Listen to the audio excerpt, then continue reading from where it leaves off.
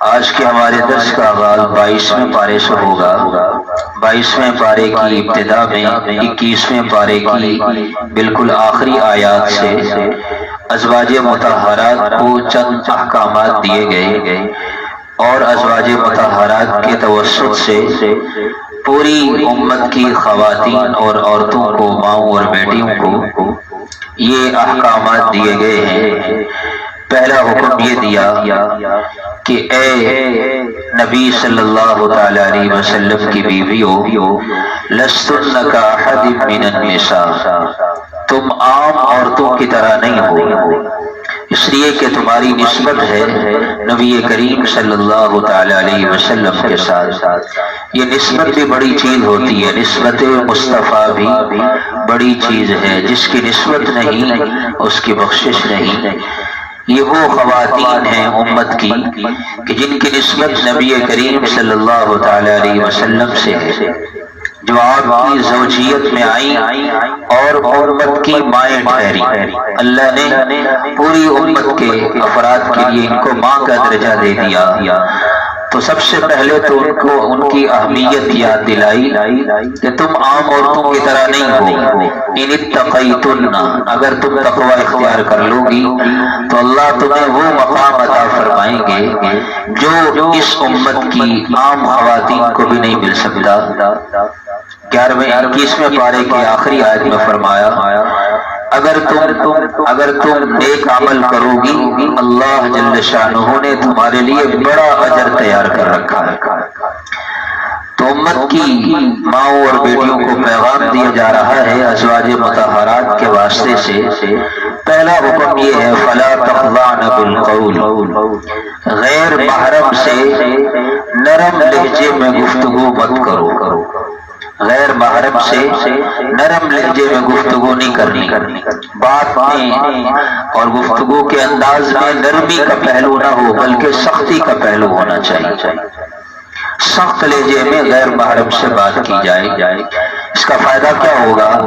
اگر تم نرم لہجے میں بات کرو گی تو اس کا نقصان یہ ہوگا کہ جس کے دل میں مرض ہے، کھوٹ ہے، وہ اس عورت کے بارے میں طمع اور لالچ کرنے لگتا ہے۔ اور اگر سخت لہجے میں بات کی جائے گی تو پہلے سے ہی سدے باغ ہو جاتا ہے۔ اس لیے گھر کی خواتین کو یہ بات سمجھانی چاہیے کہ گھر کے دروازے پر اگر کوئی آئے اور گھر میں کوئی بچہ نہ ہو، دروازے پر کوئی جانے والا نہ ہو، خاتون کو جانے کی ضرورت پڑے تو وہ سخت لہجے میں جا کر کے بات کرے۔ حال تو یہ ہے گھر میں نوجوان بیٹا بیٹھا ہوتا ہے، دستک ہوتی ہے تو ماں کہتی ہے آپ بیٹھو میں دیکھ کے آتی۔ یہ شرم و حیا کے، غیرت ایمانی کے خلاف ہے۔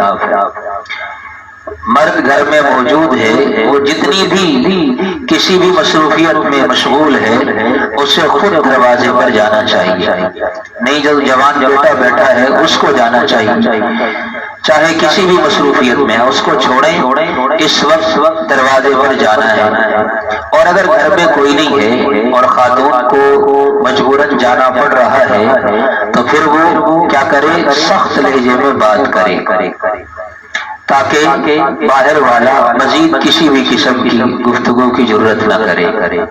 ایک تو اس بات کا اہتمام ہو جائے، اور دوسرا فرمایا وقرن فی بیوتکن، اپنے گھروں میں قرار پکڑو، گھروں میں ٹھہری رہو۔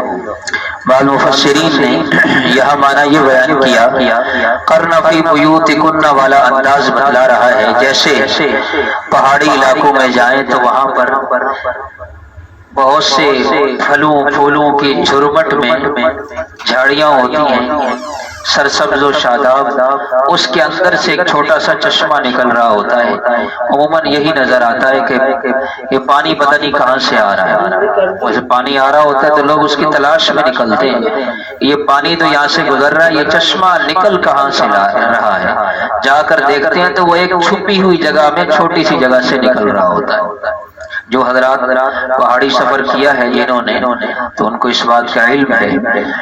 تو بہرحال اپنے گھروں میں قرار پکڑنا، بلا ضرورت گھر سے نہ نکلنا، گھر میں رہنا ہے، نان نفقہ معاش کی ذمہ داری عورت کے ذمے نہیں ہے، یہ مرد کے ذمے ہے۔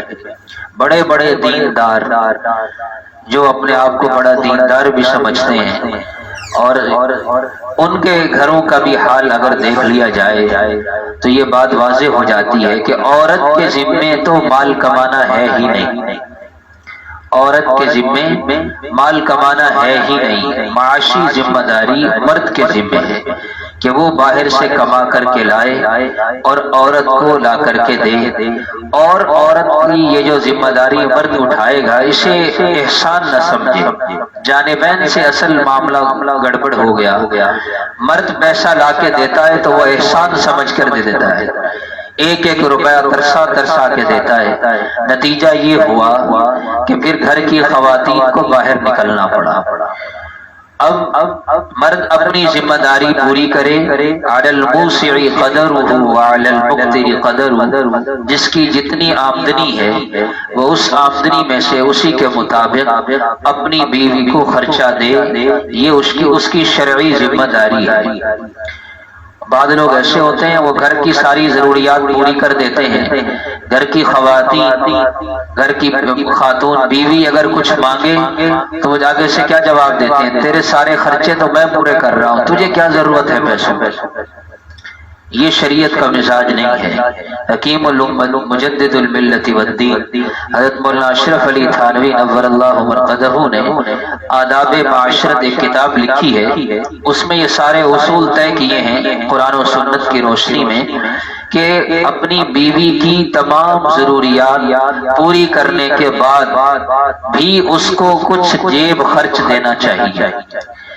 یہ صرف مستحب کے درجے میں نہیں، یہ لازمی ہے کہ جتنی آپ کے پاس وسعت ہے ماہانہ یا ہفتہ وار اس کو خرچہ دینا یہ اس کا حق ہے۔ جس عورت کو گھر میں تمام ضروریات پوری ہو رہی ہوگی اور وہ اس کو جیب خرچ مل رہا ہوگا، اس کو کیا ضرورت ہے گھر سے باہر نکلنے کی؟ مسئلہ یہی ہے کہ جانبین سے حقوق ادا نہیں کیے جا رہے، نتیجتاً گھر کی خواتین باہر نکلی ہیں اور معاشرے میں شرم و حیا ختم ہوتا جا رہا ہے، بے حیائی کو فروغ مل رہا ہے۔ اس کی بنیادی وجہ یہی ہے۔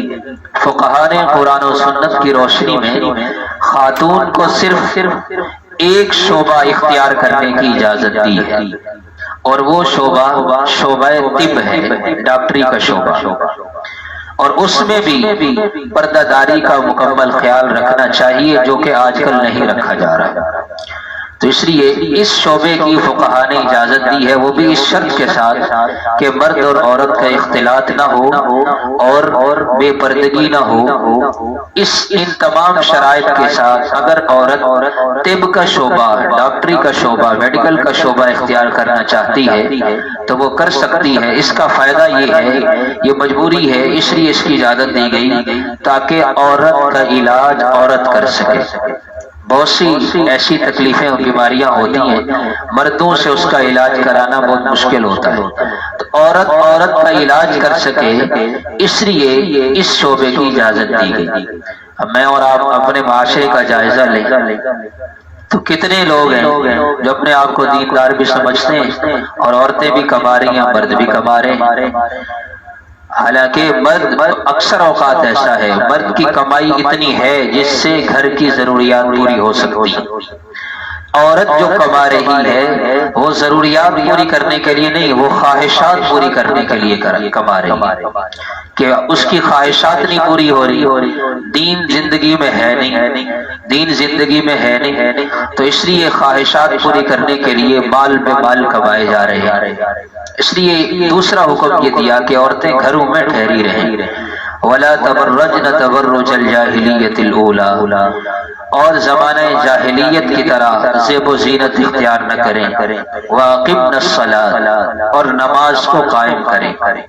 لیکن اس میں ایک مسئلہ یہ بھی ذہن میں رکھیں، چونکہ عورت کی فطرت میں بننا سنورنا ہے، یہ عورت کی فطرت ہے، مرد کی فطرت نہیں۔ علامہ اقبال نے کہا تھا کہ نوجواناں چوں زنا مشغول تن، آج کل کے نوجوان تو عورتوں کی طرح اپنے آپ کو سنوارنے میں لگے ہوئے ہیں۔ ایسا ہے کہ نہیں؟ نوجوان وہ بھی بہت آگے نکل چکا ہے، تو بننا سورنا یہ عورت کی فطرت ہے، لہذا شریعت کی حدود میں رہتے ہوئے اگر عورت زیب و زینت اختیار کرتی ہے تو یہ شریعت کے دین کے منافی نہیں ہے۔ بہت سے لوگ دینی معاملات سے ناواقفیت کی بنا پر گھروں میں اس قدر سختی رکھتے ہیں کہ جی عورت بھی ویسے ہی زندگی گزارے جیسے میں گزار رہا ہوں، میں 6 مہینے بعد کپڑے لیتا ہوں، تجھے 3 مہینے بعد لینے کی کیا ضرورت ہے؟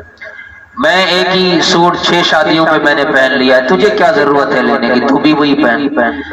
اتنی سختی بھی نہیں ہونی چاہیے، دین اعتدال کا نام ہے۔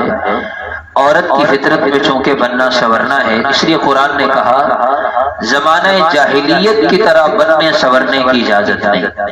قرآن کا اسلوب بتلا رہا ہے کہ اگر شریعت کی حدود میں رہتے ہوئے عورت زیب و زینت اختیار کرتی ہے تو اس کی اجازت شریعت نے بھی دی ہے اور خامد کو بھی فراخ دلی سے دینی چاہیے۔ تیسرا حکم دیا وَأَقِمْنَ الصَّلَاةَ، نماز کو قائم کرو۔ وَآتِينَ الزَّكَاةَ، چوتھا حکم زکوٰۃ ادا کرو۔ وَأَطِعْنَ اللَّهَ وَرَسُولَهُ، پانچواں حکم دیا اللہ اور اس کے رسول کی اطاعت کرو۔ تو اس لیے گھر کی خواتین ان کو ان احکامات کا پابند بنانا، انہیں اس پر لانا کہ وہ ان احکامات پر عمل کرنے لگ جائیں، ضرورت سے زائد ضرورت کے بغیر گھر سے باہر نہ نکلیں، غیر محرم سے گفتگو کرنی ہو سخت لہجے میں گفتگو کریں۔ آج کل چونکہ جوائنٹ فیملی سسٹم چل رہا ہے بعض جگہوں پر، تو اس لیے نہ بھی ہو تو لوگ پردہ داری کا اہتمام نہیں کرتے۔ یہ پردہ داری کا اہتمام نہ کرنا یہ گناہ کبیرہ ہے۔ کون سا ایسا گھر ہے جو اس گناہ سے بچا ہوا ہے؟ ایک صحابیہ نے پوچھا یا رسول اللہ کیا دیور سے بھی پردہ ہے؟ خاوند کا جو بھائی ہوتا ہے دیور، اس سے بھی پردہ ہے؟ لوگ کیا کہتے ہیں یہ میرا بھائی، یوں سمجھ رہے تیرا بھی بھائی ہے، میرا جو بھائی ہے یہ تیرا بھی بھائی ہے۔ تو آپ علیہ الصلوۃ والسلام نے فرمایا الحم موت، دیور تو موت ہے، موت، دیور موت ہے، یہ بھائی نہیں ہے، یہ موت ہے۔ اس لیے کہ اس کے ساتھ چونکہ ایک ہی گھر میں رہتے ہیں تو اس سے بے تکلفی بڑھ جاتی ہے جس کے بہت سے مفاسد سامنے آ رہے ہیں۔ اس لیے دیور کو بھی اپنی بھابھی سے بے تکلفانہ گفتگو نہیں کرنی چاہیے۔ پہلی بات تو ہے کہ پردہ کرنا ہے، اور اگر کبھی ضرورت پیش بھی آئے گفتگو کرنے کی تو مختصر ضرورت کی بات کی جا سکتی ہے بغیر پردہ ختم کیے۔ یہ نہیں کہ بات کرنی ہے تو پردہ اتارنا بھی ضروری ہے، پردے کے اندر رہتے ہوئے بھی بات کی جا سکتی ہے۔ اسی طرح گھر میں سسر ہوتے ہیں تو سسر وہ اپنی بہو سے جسمانی خدمت نہ لے، ٹھیک ہے وہ آپ کی بیٹی ہے، آپ کے بیٹے کی بیوی ہے، لیکن اس کا مطلب یہ نہیں ہے کہ آپ اس سے جسمانی خدمت لیں، اس کے بھی بہت سے مفاسد سامنے آ رہے ہیں۔ چنانچہ اس مسئلے کا آپ کو علم ہونا چاہیے۔ اگر ایک آدمی نے سسر نے وہ اپنی بیوی کو اپنی بہو کو شہوت کے ساتھ ہاتھ لگا لیا، شہوت کے ساتھ ہاتھ ہی لگا لیا، تو اس سے وہ عورت اس کے بیٹے پر حرام ہو جاتی ہے۔ اس مسئلے کا لوگوں کو علم نہیں ہے، بدکاری کا مرتکب ہو گیا تو وہ عورت اس کے بیٹے پر حرام ہے۔ اور اسی طرح اگر داماد نے اپنی ساس کو شہوت کے ساتھ ہاتھ لگا لیا تو اس سے اس کی بیوی یعنی اس ساس کی بیٹی اس داماد پر حرام ہو جاتی ہے، حلال ہونے کی کوئی صورت نہیں۔ بڑے مشکل مسائل ہیں، لوگ سمجھتے ہیں ساس یہ میری ماں کی طرح ہے اور اس سے گلے مل رہے ہیں، بے تکلفانہ گفتگو ہے، ایسا نہیں ہے۔ تو یہ مسئلہ ذہن میں رہنا چاہیے۔ بہت سے ایسے مفاسد پیدا ہو جاتے ہیں، لوگ یہ سمجھتے ہیں شریعت نے تو یہاں تک حکم دیا کہ اگر محرم سے فتنے کا اندیشہ ہو تو ایسے محرم سے بھی پردہ کرنا ضروری ہے۔ رشتے میں وہ محرم لگتا ہے، لیکن اس کی نظر اچھی نہیں ہے، اس کی زندگی اچھی نہیں ہے، اس سے کسی خاتون کو یا کسی بھی مرد کو اپنی کسی محرم آوارہ خاتون سے کسی بھی قسم کے فتنے کا اندیشہ ہے تو اس سے بھی پردہ کرنا لازم ہے۔ مثلا سسر ہے، اب بہو کو اس پر اعتماد نہیں ہے تو بہو اس سے پردہ کر کے رہے تاکہ کہیں وہ فتنے میں مبتلا ہو کر ہمیشہ کے لیے حرام نہ ہو جائے۔ اس لیے یہ جو ساس ہیں اور سسر ہیں، ان دونوں کو اس بات کا اہتمام رکھنا چاہیے کہ ساس وہ اپنے داماد سے بے تکلفانہ گفتگو نہ کرے اور صرف زبانی سلام کی حد تک رہیں، زبانی سلام کی حد تک رہنا، اور اسی طرح سسر جو ہے وہ اپنی بہو سے بھی بے تکلفانہ گفتگو نہ کرے اور اس سے بھی ملنا، اور بہت سے معاملات ہوتے ہیں، میں اس تفصیل میں نہیں جاتا، تو بہرحال اس چیز کا اہتمام رکھنا چاہیے۔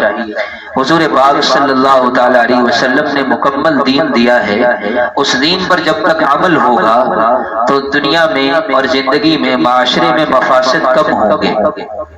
اللہ تعالی ہم سب کو ایسے معاملات سے محفوظ فرمائے۔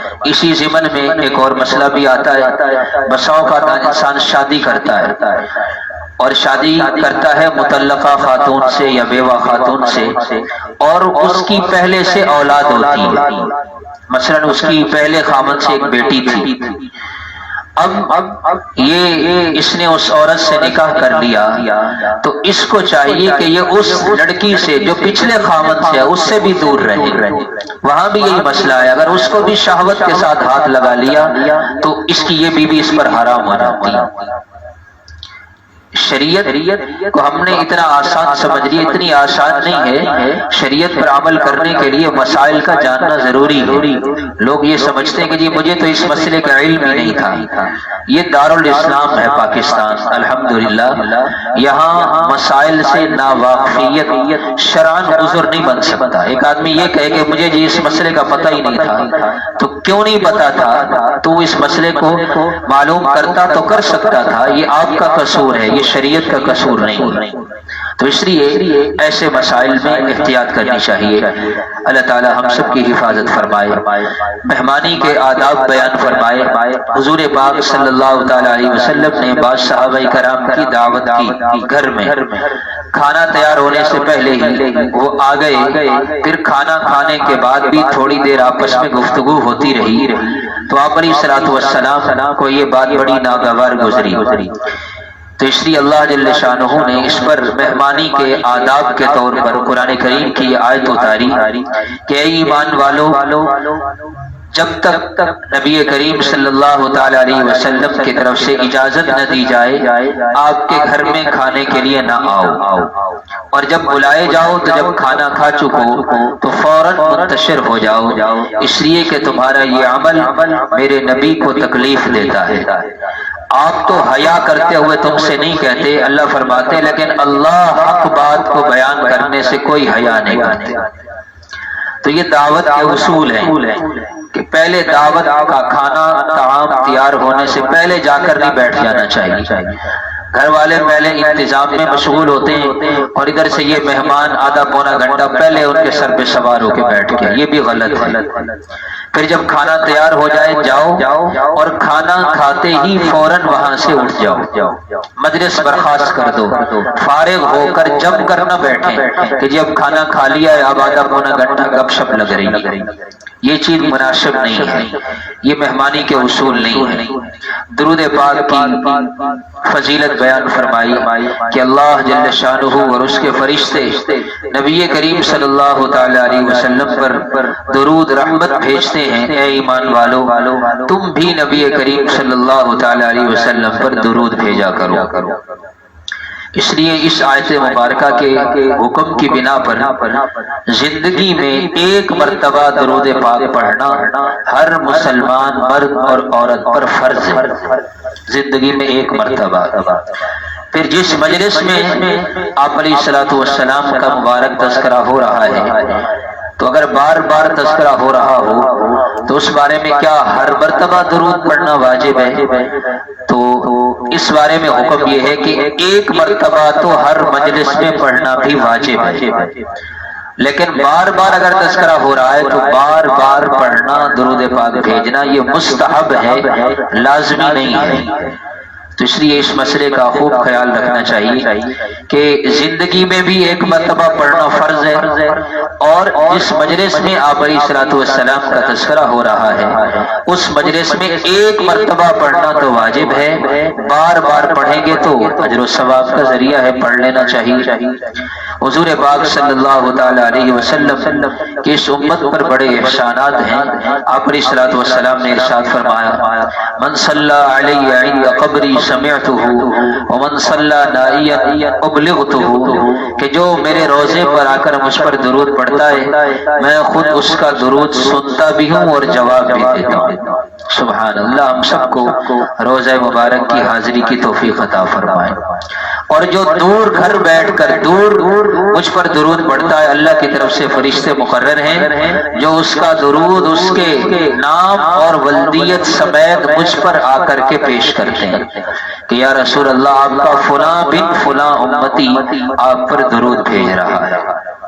اس لیے درود پاک کی بھی کثرت ہونی چاہیے۔ ایک صحابی آئے، عرض کیا یا رسول اللہ میں نے ذکر کے لیے وقت مقرر کیا ہے، میں نے ذکر کرنے کے لیے وقت مقرر کیا ہے، تو کیا اپنے اس مقررہ وقت کا ایک حصہ میں درود پاک کو دے دوں؟ آپ نے فرمایا ایک حصہ بھی اچھا ہے، اس سے اور بڑھا لو تو اور بہتر ہے۔ تو کہنے لگے یا رسول اللہ پھر میں دو حصے دو تہائی دے دوں؟ آپ نے فرمایا یہ بھی اچھا ہے، اس سے بھی زیادہ ہو جائے تو بہتر ہے۔ عرض کیا رسول اللہ پھر میں اپنے اس مقررہ وقت کا آدھا حصہ درود پاک میں صرف کروں گا اور آدھا حصہ دوسرا ذکر کروں گا۔ آپ نے فرمایا اس سے بھی زیادہ ہو جائے تو بہتر ہے۔ چلتے چلتے آپ نے فرمایا، اس صحابی نے عرض کیا یا رسول اللہ پھر تو میں اس مقررہ وقت کا سارا حصہ درود ہی پڑھتا رہوں گا۔ آپ نے اس وقت فرمایا اذن تکفا ہمک وتغفر ذنبک، پھر تو اللہ تیرے سارے غم دور کر دیں گے، اللہ تیرے سارے گناہوں کو معاف فرما دے۔ تو درود پاک کی کثرت یہ مطلوب ہے، چلتے پھرتے اٹھتے بیٹھتے۔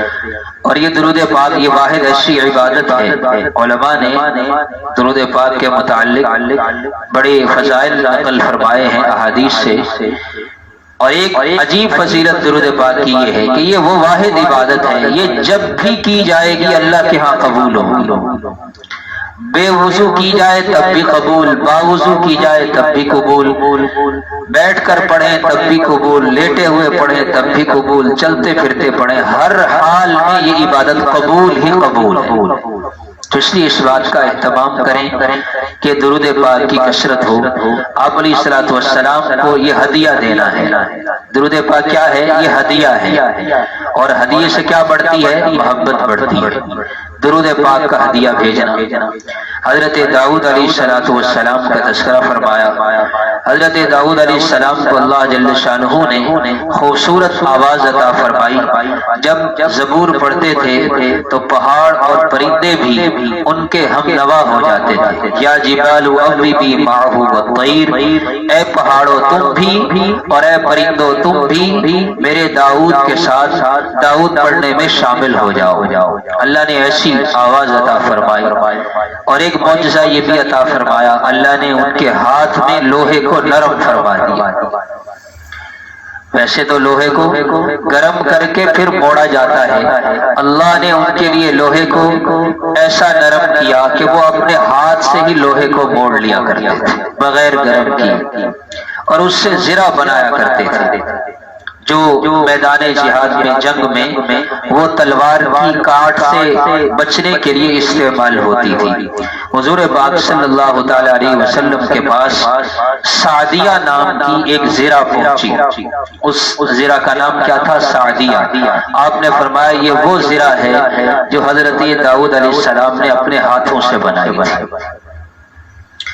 تو یہ زرہ بنا کر اس کو بیچتے تھے، ایک مرتبہ حضور پاک صلی اللہ علیہ وسلم نے حدیث پاک کے اندر ارشاد فرمایا، ایک حضرت داؤد علیہ السلام کی ایک آدمی سے ملاقات ہوئی تو انہوں نے اس سے پوچھا، بھیس بدل کر داؤد علیہ السلام بازار کا چکر لگا رہے تھے، اللہ کی طرف سے ایک فرشتہ آیا انسانی شکل میں، تو داؤد علیہ السلام نے اس سے پوچھا کہ کیونکہ داؤد علیہ السلام وقت کے حاکم بھی تھے، اللہ نے بادشاہت بھی عطا فرمائی تھی، تو پوچھا کہ داؤد علیہ السلام کی رعایا کا کیا حال ہے، اور داؤد علیہ السلام کے بارے میں وقت کے جو نبی بھی ہیں بادشاہ بھی ہیں تمہارا کیا خیال ہے؟ تو فرشتہ تھا، ان کو پتہ نہیں تھا انسانی شکل میں، اس نے کہا ویسے تو ان کا ہر کام بہت اچھا ہے، لیکن ایک بات ان کی ہے کہ وہ اپنے ذاتی اخراجات کے لیے بیت المال سے وظیفہ لیتے ہیں۔ اگرچہ بیت المال سے وظیفہ لینا حاکم وقت کے لیے اپنی ضرورت کے مطابق یہ منع نہیں ہے، جائز ہے، لیکن اللہ جل شانہ کی اپنی حکمت ہے، تو اس نے کیا کہا فرشتے نے جو انسانی شکل میں آیا کہ باقی تو ساری باتیں اچھی ہیں لیکن وہ اپنے ذاتی اخراجات کے لیے بیت المال سے وظیفہ لیتے ہیں۔ داؤد علیہ السلام نے نیت کر لی، آج کے بعد بیت المال سے وظیفہ نہیں لوں گا، خود کماؤں گا اور خود اپنے اخراجات پورے کروں گا۔ چنانچہ اللہ نے ان کی اس نیت پر لوہے کو ان کے لیے نرم کر دیا۔ انسان جب نیت کرتا ہے تو پھر اللہ ناممکن کو بھی ممکن بنا دیتے ہیں، تو وہ زرہ بناتے اور زرہ بنا کر بیچتے تھے اور اس کی کمائی سے گھر کا گزارا چلتا تھا۔ آپ علیہ السلام نے ایک حدیث میں فرمایا، تفسیر ابن کثیر میں ہے کہ وہ زرہ جو بناتے تھے اس زرہ کو 6000 کا فروخت کرتے، کتنے کا؟ 6000، اس میں سے 4000 روپے وہ اللہ کی راہ میں صدقہ فرماتے اور 2000 درہم وہ اپنے گھر کی ضروریات کے لیے رکھ لیا کرتے تھے۔ اللہ تعالیٰ نے انہی کے ساتھ ہی ان کے بیٹے حضرت سلیمان علیہ السلام کا تذکرہ فرمایا۔ سلیمان علیہ السلام کے لیے اللہ نے ہوا کو مسخر فرمایا، بہت بڑا تخت تھا جس تخت پر 6 لاکھ کرسیاں لگتی تھیں۔ کتنی کرسیاں؟ 6 لاکھ کرسیاں اس تخت پر لگتی، انسان اور جنات۔ اور عجیب بات ہے، بعض روایات کے اندر آتا ہے سب کے بیٹھنے کے لیے کرسیاں ہوتی تھیں اور اعزازی کرسیاں حضرت سلیمان علیہ السلام وہاں لگواتے تھے اس امت کے علماء کے لیے، ان کو اعزاز کے ساتھ اپنے ساتھ بٹھایا کرتے۔ بیت المقدس کی تعمیر گر گئی، عمارت گر گئی، اللہ نے دوبارہ تعمیر کا حکم دیا۔ حضرت سلیمان علیہ السلام نے جنات کے ذریعے تعمیر کروائی اور زمرد اور قیمتی پتھر اس کی تعمیر میں استعمال کیے۔ تو اس سے معلوم ہوتا ہے کہ مساجد پر اگر مال و دولت خرچ کیا جائے، اگر اچھا مال خرچ کیا جائے اور اس کی آرائش میں زیب و زینت میں مال خرچ کیا جائے تو یہ بھی مستحسن ہے، غیر مستحسن معیوب نہیں ہے۔ مساجد ہم اپنے گھروں کو اچھے سے اچھا بناتے ہیں تو اللہ کا گھر اچھے سے اچھا ہونا چاہیے، اللہ کے گھر میں سہولیات ہمارے گھر سے بھی زیادہ ہونی چاہیے۔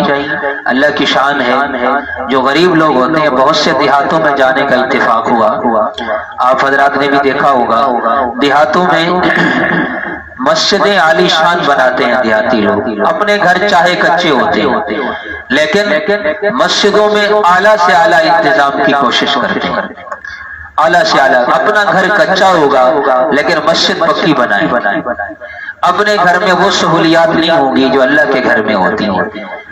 تو جو دیہاتی زندگی ہے یہ دینی زندگی کے زیادہ قریب ہے، وہاں لوگوں میں آپس میں مروت بھی ہے، آپس میں ایک دوسرے کا خیال بھی ہے، ایک دوسرے کے دکھوں کو اپنا دکھ سمجھتے ہیں اور ایک دوسرے کے ساتھ اچھا سلوک کرنا بنسبت شہروں کے دیہاتی زندگی میں زیادہ ہوتا ہے۔ حضرت سلیمان علیہ السلام تعمیر مکمل ہو گئی تو اللہ جل شانہ سے 5 دعائیں کی۔ جو بنیادی ڈھانچہ تھا بیت المقدس کا جب وہ بن گیا تو حضرت سلیمان علیہ السلام نے اس موقع پر 5 دعائیں فرمائیں۔ در منصور میں یہ روایت موجود ہے۔ ایک دعا یہ فرمائی کہ اے اللہ جو اس بیت المقدس یعنی مسجد اقصی سمجھ لیں کہ جو بھی گناہگار اس مسجد میں داخل ہو تو اس کی توبہ کو قبول فرما۔ آپ یہ 5 دعائیں سنیں اور پھر اندازہ لگائیں کہ فلسطینی لوگ وہ کس قدر خوش قسمت لوگ ہیں۔ پہلی دعا کیا فرمائی؟ جو گناہگار اس میں داخل ہو تو اس کی توبہ کو قبول فرما۔ ایک جو خوف زدہ آدمی اس مسجد میں داخل ہو تو اسے امن عطا فرما۔ تیسری دعا، جو بیمار اس مسجد میں داخل ہو تو اسے شفا عطا فرما۔ چوتھی دعا، جو فقیر اس مسجد میں داخل ہو تو اسے اپنے فضل سے غنی اور مالدار بنا۔ پانچویں دعا یہ فرمائی، جو بھی مومن اس مسجد میں داخل ہو تو اسے اعمال صالحہ کی توفیق عطا فرما اور اس پر اپنی خاص نظر رحمت فرما، اپنی خاص نظر رحمت فرما۔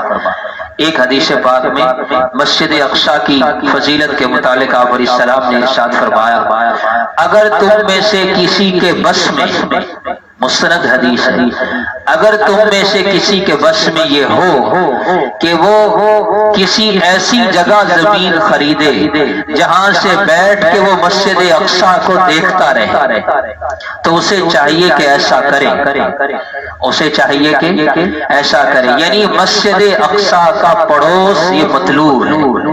مسجد اقصی نامالا جو قریب رہے گا تو آنکھ بھر کے دیکھے گا۔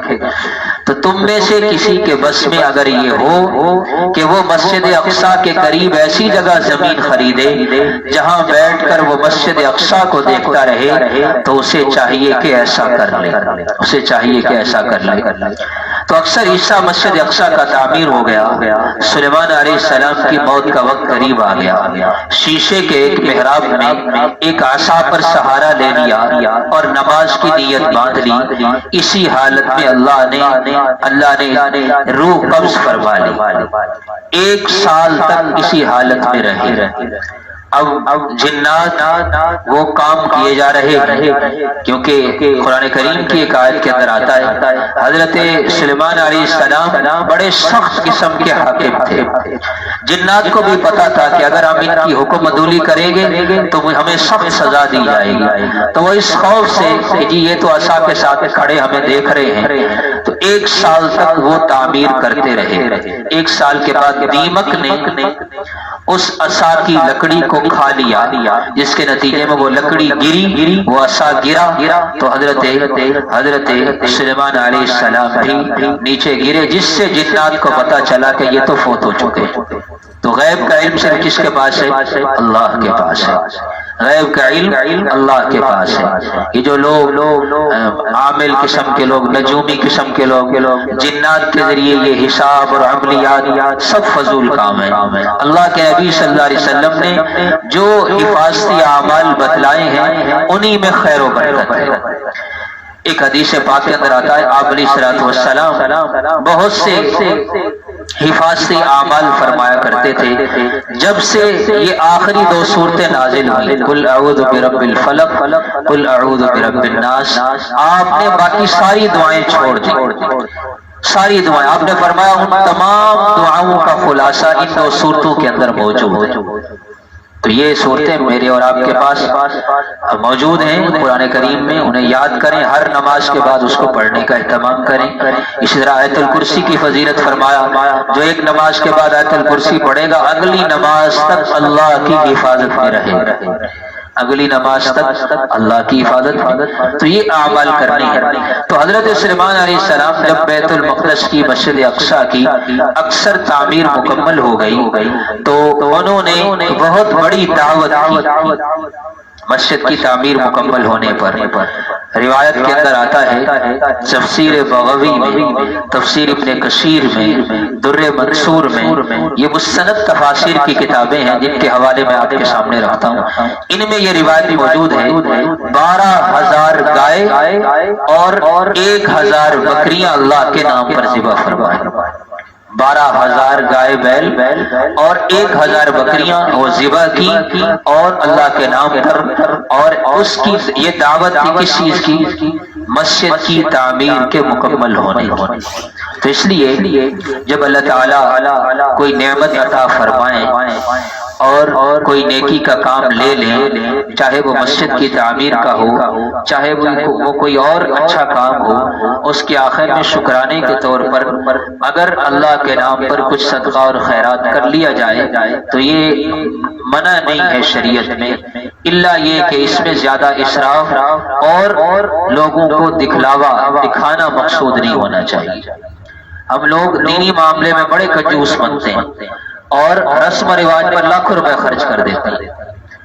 آپ دیکھتے ہیں لوگ بیچارے وہ کوئی مانگنے والا آتا ہے تو 5-10 روپے نکال کے دیتے ہیں، اور گھر میں فوتگی ہو جائے تو رسم و رواج پر ہزاروں کیا لاکھوں روپے خرچ کر دیتے ہیں۔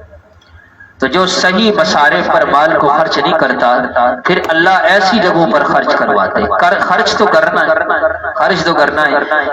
ایک جگہ ایک کتاب میں ایک مقولہ پڑھا، شیخ عبد القادر جیلانی رحمت اللہ علیہ، وہ فرمایا کرتے تھے کہ میں مال کا خرچ ہونا دیکھ کر سمجھ جاتا ہوں کہ یہ مال حلال کمایا ہوا یا حرام کمایا ہوا۔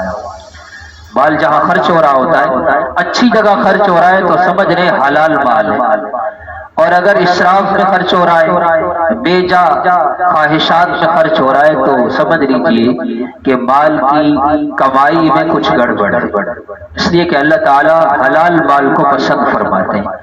تو اس لیے یہ رمضان المبارک کا مہینہ یہ مال کو خرچ کرنے کا مہینہ بھی آپ علیہ الصلوۃ والسلام کے بارے میں آتا ہے، کانا اجود من الریح المرسلہ، کہ آپ صلی اللہ علیہ وسلم ماہ رمضان میں، رمضان المبارک کے مہینے میں آپ صلی اللہ تعالی علیہ وسلم کی سخاوت چلنے والی تیز ہوا سے بھی بڑھ جاتی ہے۔ امی عائشہ کے بارے میں آتا ہے دراہم کی کثیر تعداد میں دراہم آئے، صبح سے خرچ کرنا شروع کیے، شام تک سارے ہی درہم ختم ہوئے۔ تو بادی نے کہا کہ آپ کو بھی روزہ تھا، مجھے بھی روزہ تھا، کچھ اپنے لیے بھی رکھ لیتی تاکہ افطاری کا انتظام ہو جاتا۔ تو فرمایا مجھے تو اس کا علم ہی نہیں، یعنی میری ذہن میں بھی یہ بات نہیں تھی، اگر تیرے دل میں یہ بات تھی تو مجھے بتاتی تو کچھ اپنے لیے بھی رکھ لے۔ تو اس لیے رمضان المبارک میں صدقہ فطر، زکوٰۃ کی ادائیگی یہ تو کرنی ہی ہے، اس کے ساتھ ساتھ نفلی صدقہ خیرات بھی کرنا ہے، اور بہتر یہ ہے کہ کھانے پکا کے تقسیم کرنے کی بجائے، یہ تو اب رواج میں آ گئی ہے چیز، اس سے بہتر یہ کہ کسی ضرورت مند کو وہ رقم پہنچا دی جائے۔ بہت سے لوگ راشن دے دیتے ہیں، اب وہ گھر میں مریض ہے، بیمار ہے، گھر میں راشن موجود ہے تو وہ اس راشن کو کیا کرے گا؟ سب سے افضل طریقہ یہ ہوتا ہے کہ چپکے سے اس کو پیسے دے دیے جائیں، وہ جہاں ضرورت سمجھے گا اس کو خرچ کر لے گا۔ راشن کی ضرورت ہوگی راشن لے لے گا، بیمار ہوگا تو دوا دارو ہو جائے گا، عید آ رہی ہے بچوں کے کپڑے لینے ہوں گے تو کپڑے لے لے گا۔ تو اس لیے یہ شکرانہ ہے، کیونکہ روزہ یہ اللہ کی طرف سے بہت بڑی عبادت ہے، تو شکرانے کے طور پر بھی کچھ مال اللہ کے راستے میں تھوڑا ہی صحیح خرچ کرتے رہنا چاہیے۔ اللہ ہم سب کو جو کچھ کہا سنا عمل کی توفیق عطا فرمائے۔ اللہم لک الحمد کلہ ولک الشکر کلہ، اللہم لا نحصی ثناء علیک انت کما اثنیت علی نفسک، اللہم اہدنا واہد بنا، اللہم اہد الناس جميعا، جزا اللہ عنا سیدنا و مولانا محمد ما هو اہل، رب ارحمهما كما ربياني صغيرا، وصلی اللہ تعالی علی خیر خلق محمد وآلہ وصحبہ اجمعین۔